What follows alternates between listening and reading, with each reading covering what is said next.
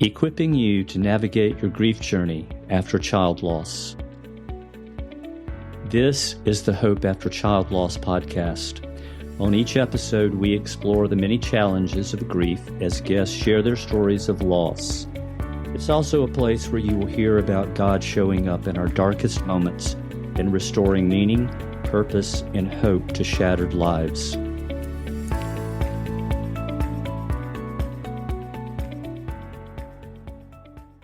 Welcome to another episode of the Hope After Child Loss podcast. Thanks for joining us.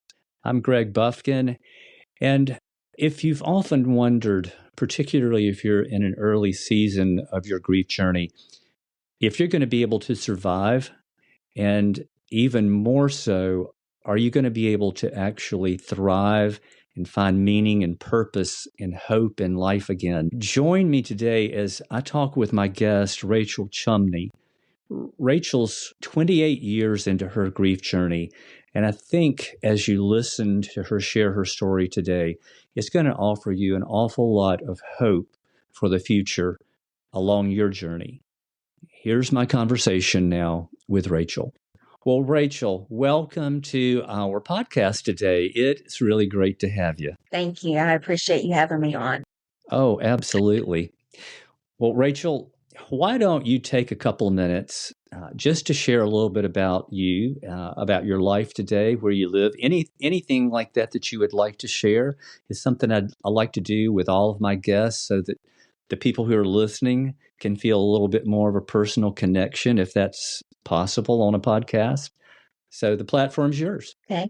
There's not a whole lot to tell. I am 51. I live in Tuscaloosa, Alabama currently. I've lived all over the place. I've lived in West Virginia and Mississippi and Colorado. And I do accounting work with an office here in town. And I've written a novel. I have a grown son that's 26 that's in Arkansas. Oh, wow. His name is Joshua. So, yeah, just... Hey, Joshua, because I'm sure you'll be listening. Yes, he will be listening. Oh, that is great.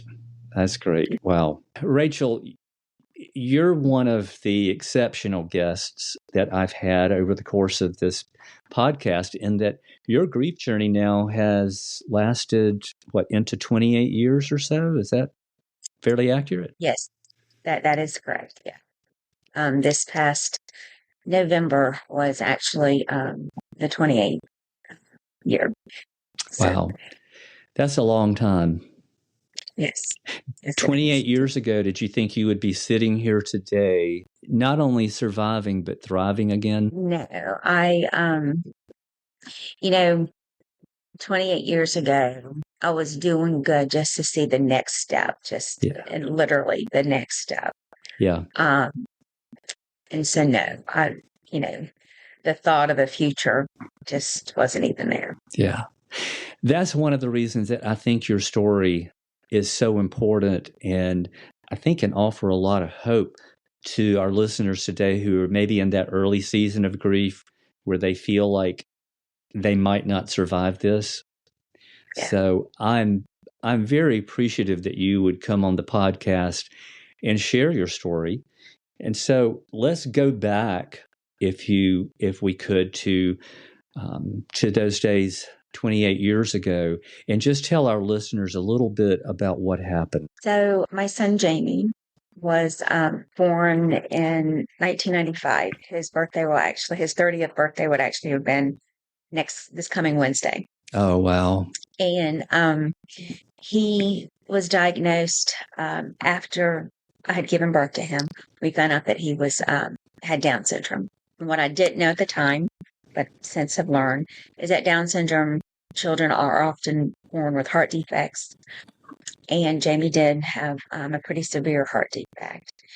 And so that started our journey of, hospital stays and just surgeries and all this stuff. So he had his first heart surgery when he was 5 months old. Oh. And then for almost a year, he was good. And then he started getting sick again. And so they decided they were going to do the first major heart surgery on him. Yeah. And they did that the end of the summer of 96. And he came through that surgery fine, but then he had a collapsed lung. And so they went in and they did a decomposition of his lung. And then after that, he stopped eating. And so they wanted to go in and put a G tube in. And of all the surgeries, that's the one that concerned me the most. Yeah.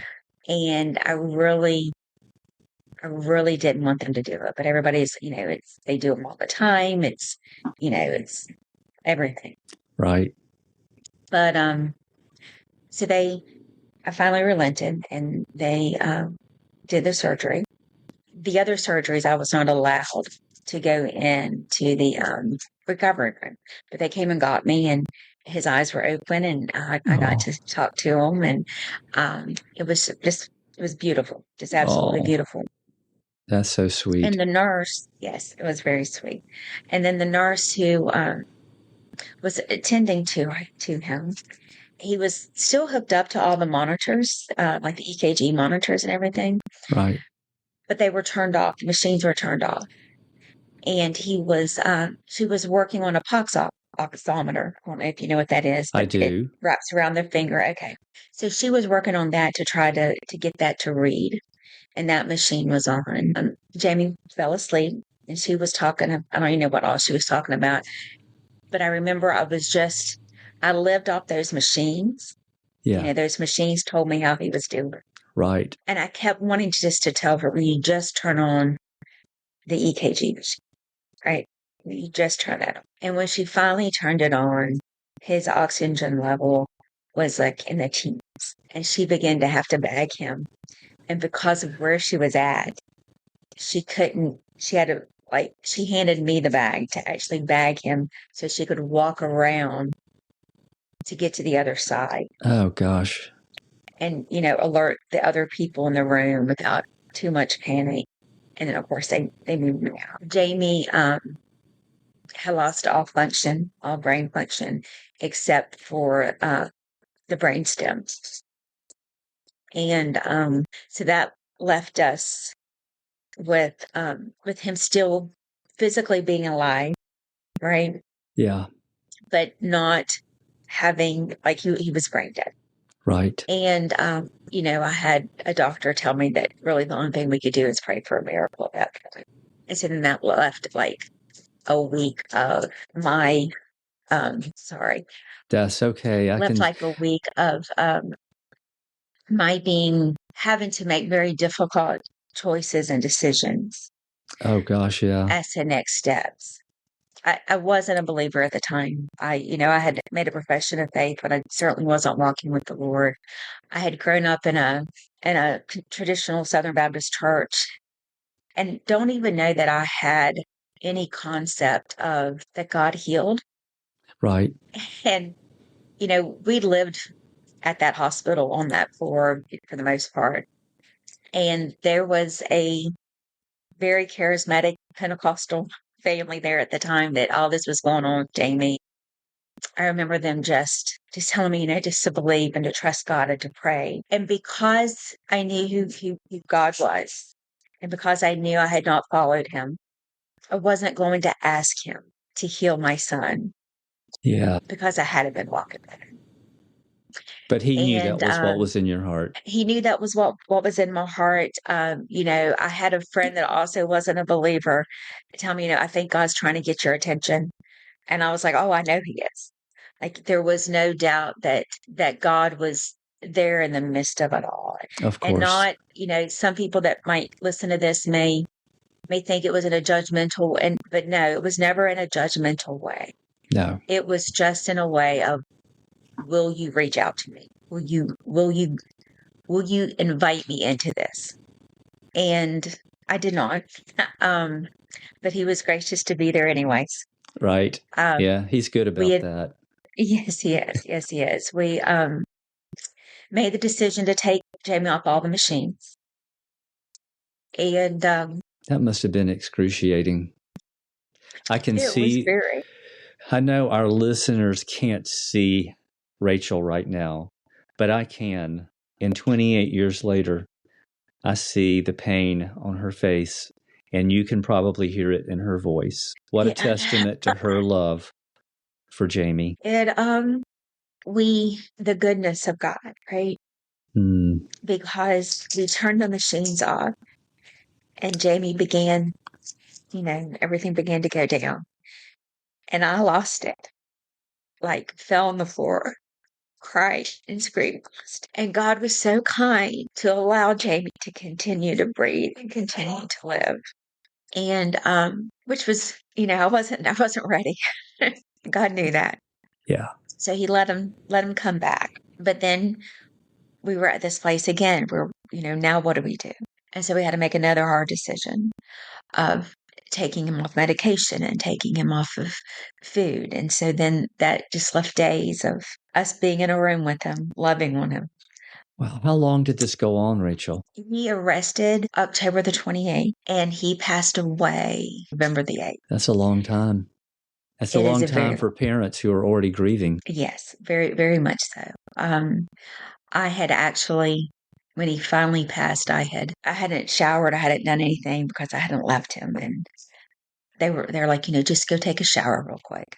Yeah. And just, and so I had gone into the room there at the hospital and was in the shower when he drew his last breath.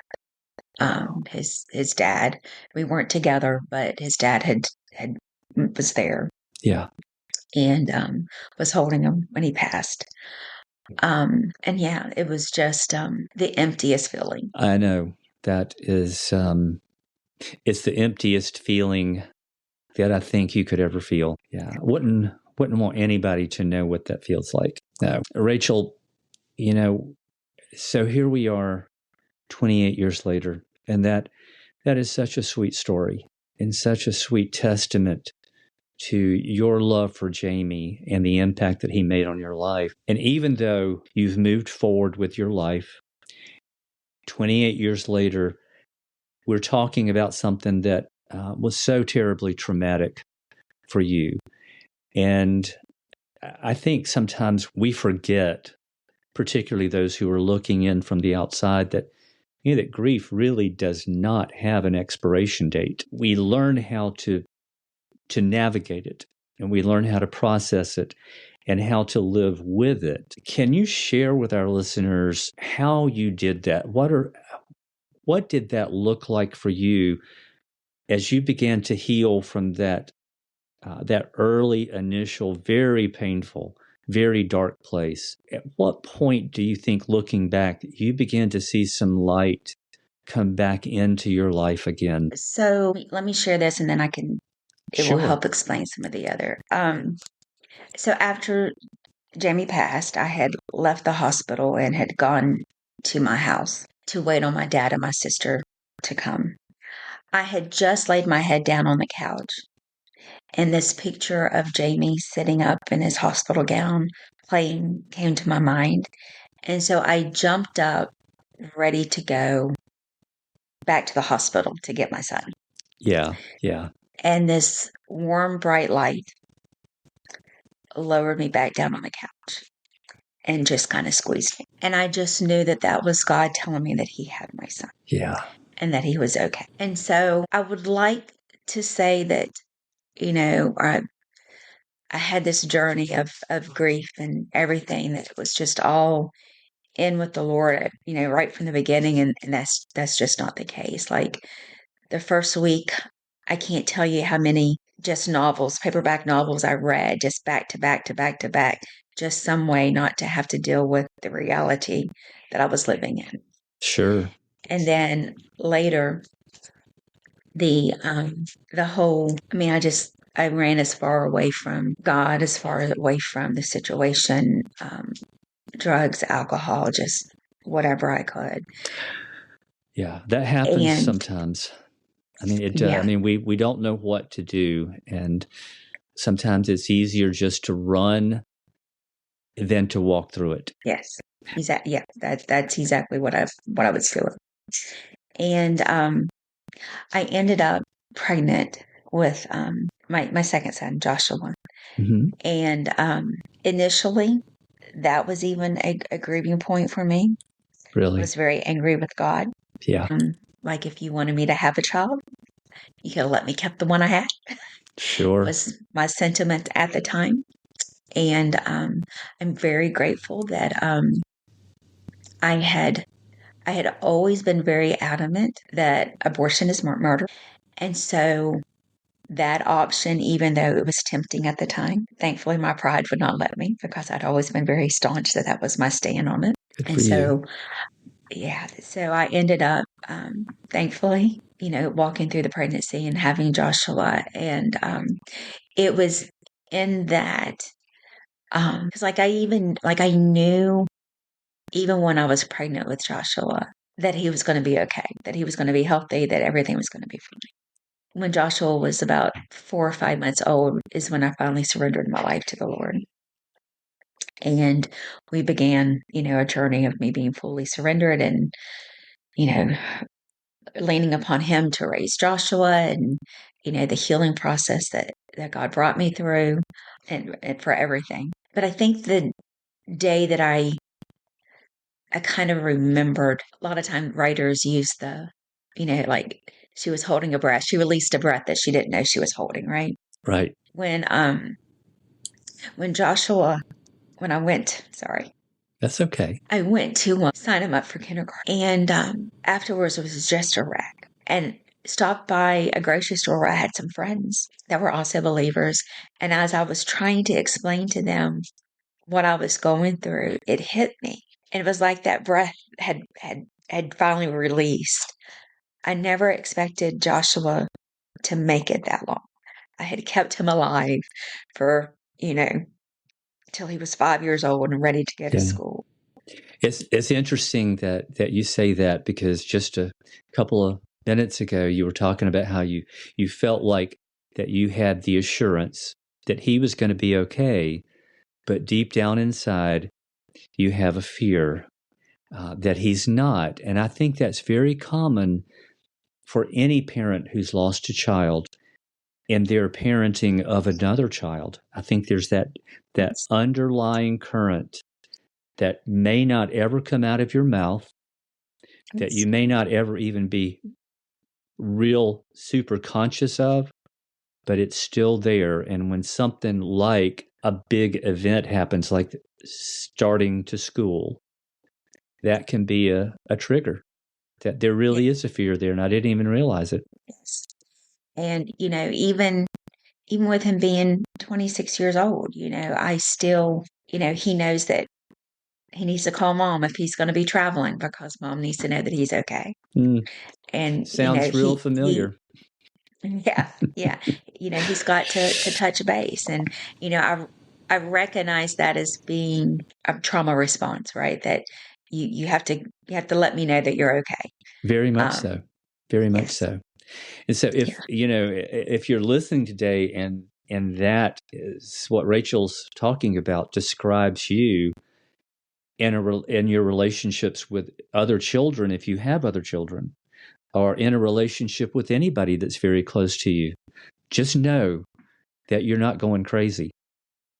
Know that it's a normal trauma response that you can learn to get through. I don't know that you ever get over it, but you can learn to live with it, and God can help heal you of the I think the particularly acute part of it that you experience at times, as as that healing process goes on. And thank you for being so transparent about that. And because I think when we share something so intimate, I think it gives other people a glimpse of reality, not what we want it to be, not the sugar-coated version, and not what people want to hear, but the reality of it. Because it's still painful years and years and years later. I mean, any grieving parent can attest to that. But fortunately, those times come in shorter and shorter waves,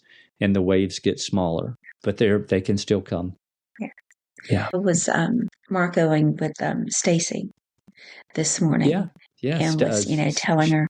Rachel's referring to Stacy Wands, who was a previous guest back in the fall of this year. And was just kind of sharing with her, emotionally preparing to do this podcast, just how hard it was. And as I was sharing with her, I was like, it's crazy because it's been almost, 28 years or over 28 years. And the thing that God kind of spoke to me was that, science has since learned that as mothers, we carry the DNA of our children.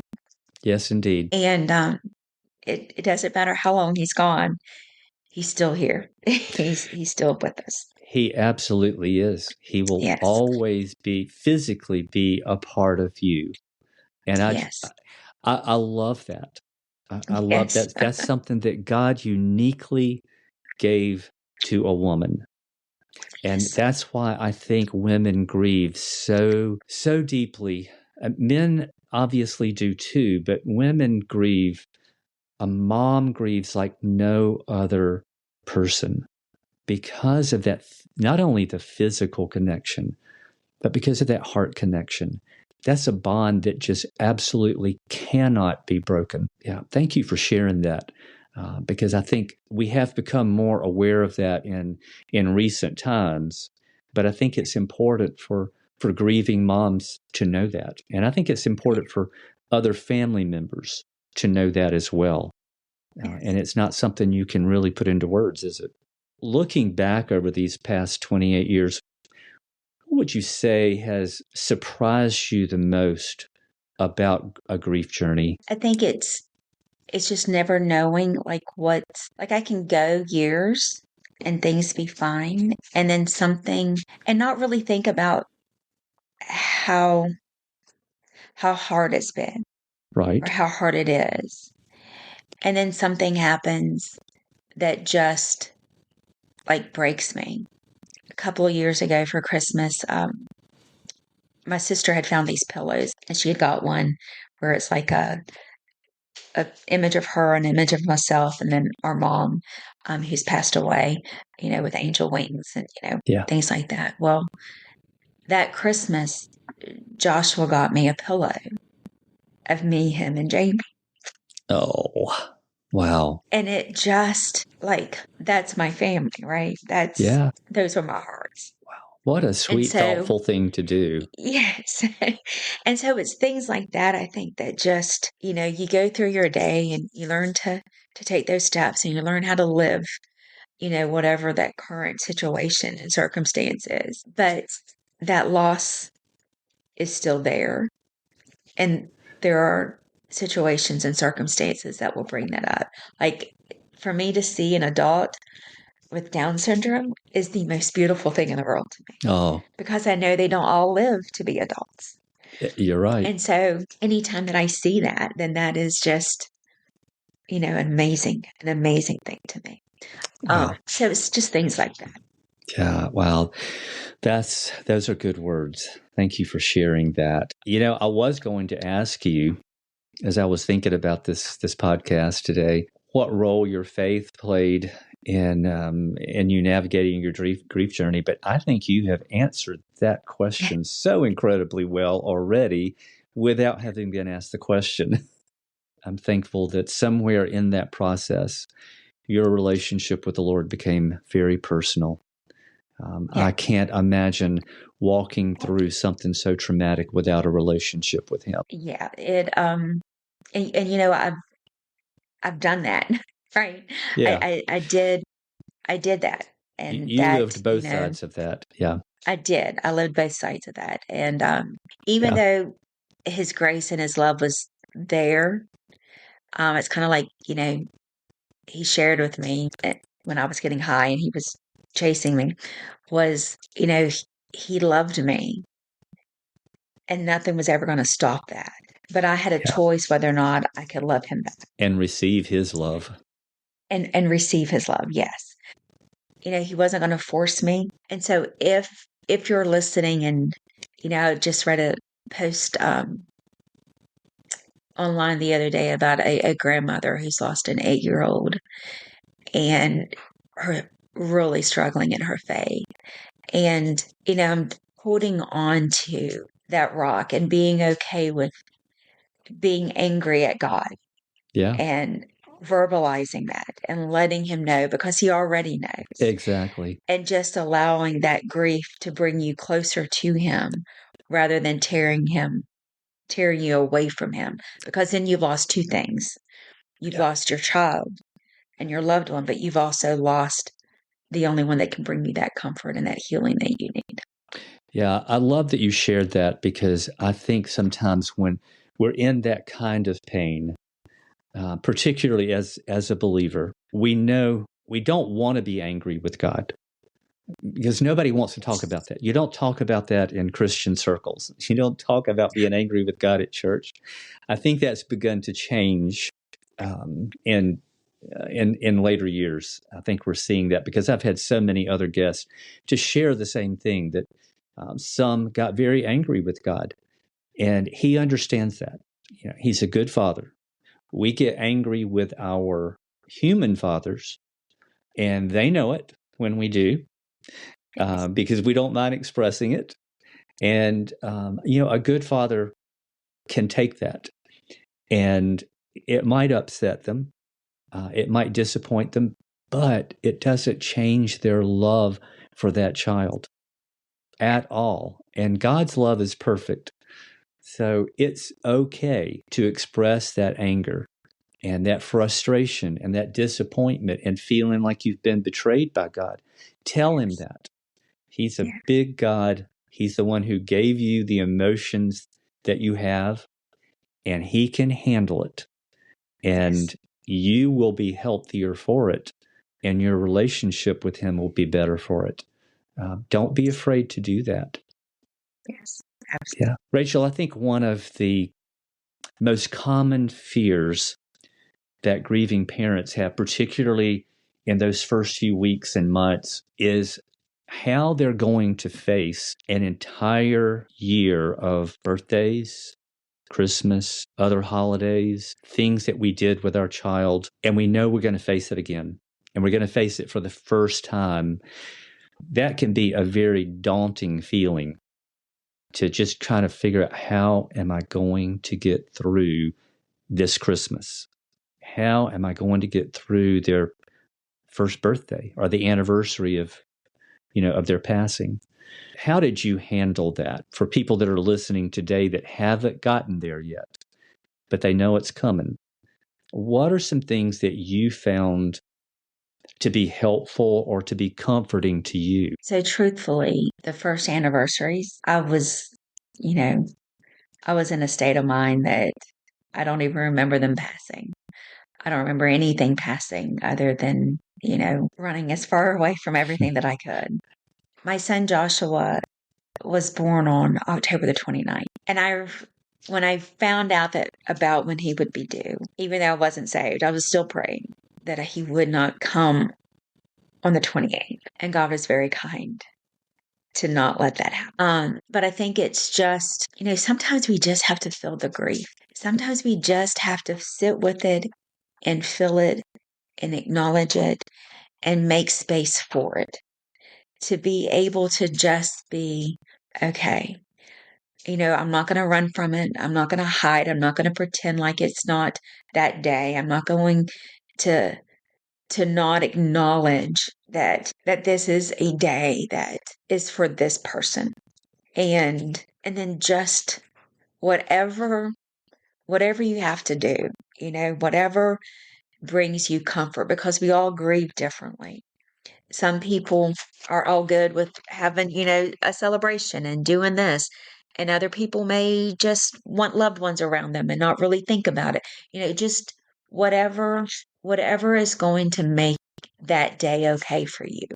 Yeah. And it's not cookie cutter, you know? No. As you said, some things work better for some people and other things work better for others. And don't let anyone tell you what you should or shouldn't do in celebrating or in remembering in the way that you choose. There's no right or wrong way to grieve. of course, there are healthy and unhealthy ways to grieve, Yes, as we all know. Yes. But no right or wrong way.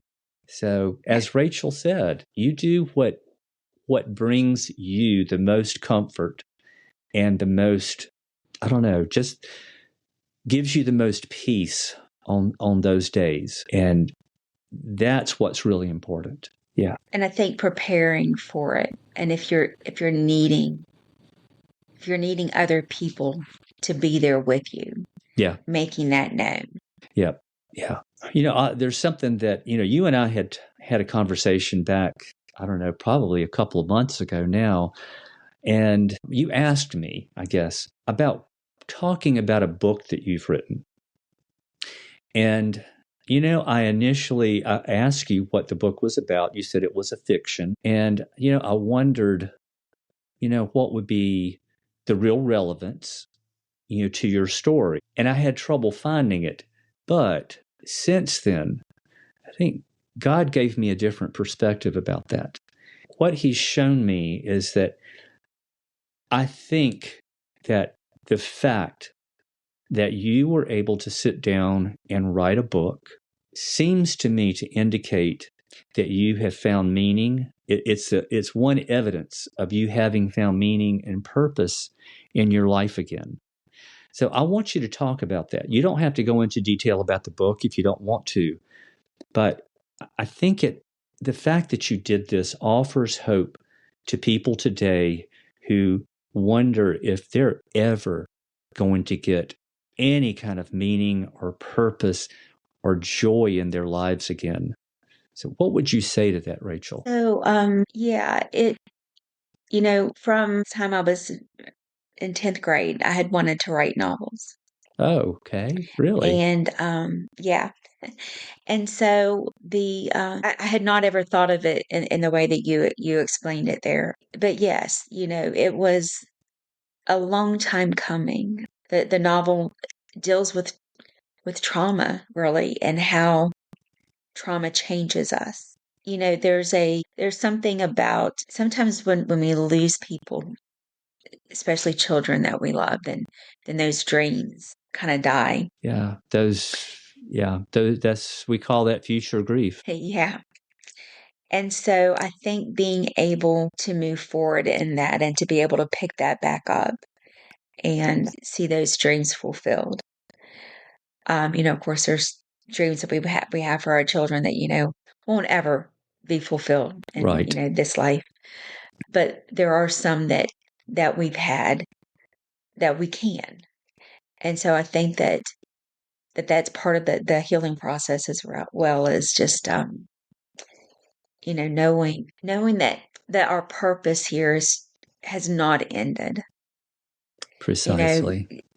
we still have a purpose. If we didn't have a purpose, God would have taken us, right? Yes. But there's a purpose for us to be here. And so recognizing and knowing and understanding what that purpose is.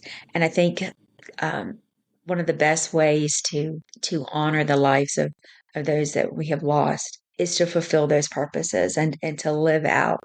I have no doubt that even though Jamie, only lived for 2 years and he didn't do so many things that, you know, we think about as being, like living a full life, his purpose, his reasoning, and his design for why God created him, as being a writer of fiction, then, I have a reason for every character that I put into the book. God has a reason for every soul that he releases, right? And so Absolutely. Jamie's purpose was fulfilled and the Lord took him home. Yeah. Yeah. I wanted to do this podcast, even though it is so hard, because I feel like perhaps there's even more purpose that Jamie and his story can fulfill Yeah. by somebody else that maybe can hear our story and be able to relate to it and it touch them in a way that will help them through their own grief.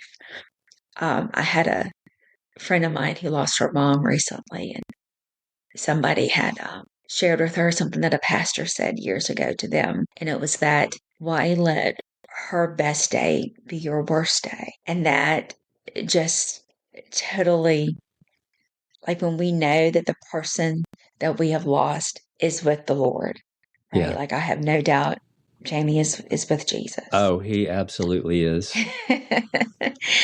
And knowing that that was his best day. He loved his mama. I loved him. But it was not the day that Jesus took him into his arms. Yeah. And, it's just, there is no comparison. And so in the process of grieving, remembering that, it's their best day. Yeah. And if they're in the Lord. And you got to really, really love the fact that Jamie's best day is eternal. Yes. It was not one day; it's every day now. Every day, yes. Yeah, every single day. And the smile that I see on your face when you talk about that, I wish everybody else could. Wow, those were such wise words. I appreciate you sharing that, Rachel. Now, what's the name of your book? Because people might want to go out and buy it. Okay, so a disclaimer, I am a born again, like Jesus is my everything. But this novel was written for lost people. This novel was written for me for when I was lost and I was walking through the grieving process and I was walking through everything. So those people, so there's language and there's all kinds of things in it. But I wrote it under a pseudonym. It's under B.C. Tanner, and it's called 12 Days, Resurrecting Annabella Capri. Wow. And it's a serial killer psychological thriller. 12 Days, Resurrecting Annabella Capri. Yeah. Wow, that's very intriguing. Yeah. Well, if it intrigues you as you're listening today, I'm sure that you can find Rachel's book on any major book outlet or in any major book outlet, right? Yes, Amazon. And then you can also request to order it through Barnes & Noble. Well, that is great. I love that 25 years ago, you probably would have never in the world imagined that you would have written a book and gotten it published. But that's the grace of God. I love that you're using the purpose that you found to help other people. I think that it's a testament to Jamie, and that 28 years later, Jamie is still touching the lives of other people from heaven. And what a cool story, and what a sweet life. Rachel, is there anything that you would like to say to someone who may be listening today who's in a different season of grief that you would like to share from someone who's walked their grief journey for a long time and who lived it out in a lot of different ways? I think just the having Jesus to be able to talk to and to process and to heal and in every area of whatever traumatic experience that you may go through. Sure. But especially the loss of a child and of a loved one is just being able to lean upon him for that, and not to maybe you're listening and maybe you're not saved, right? And you don't have a relationship with him, and he still cares. He still wants to know the grief. He still wants to know the anger, right? Yep. And I think just like in any situation, opening up that line of communication, right, with praying to him and seeking him and seeking his face, getting into his word and finding out what promises he has for you, what he says about grief, what he says about life, what he says about death. And just that's the route that will bring you the most comfort and the most healing in the long run. Yes. I can't remember what the chapter and verse is, and honestly, the book of the Bible is escaping me at the moment. But there's a particular verse that says, "The Lord is close to the brokenhearted and saves those who are crushed in spirit." And brokenheartedness and crushed are two very apt adjectives for a grieving parent. Yes. Very much. What a great testimony, Rachel. Thank you so much for giving us a glimpse into your life over the past 28 years Thank you for the hope that you've offered to others who are walking out their grief journey.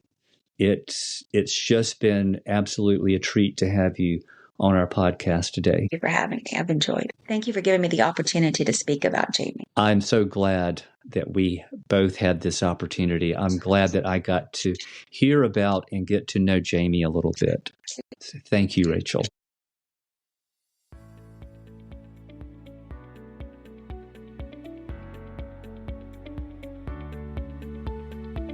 Well, thank you for joining us today. If you would like to offer your thoughts on today's episode, simply click the link under the episode summary. And if you're interested in sharing your story on a future episode, email us using the provided link. Join us again in 2 weeks to hear another story of how God meets us in our pain, creates something beautiful from the broken pieces, and restores meaning, purpose, and hope.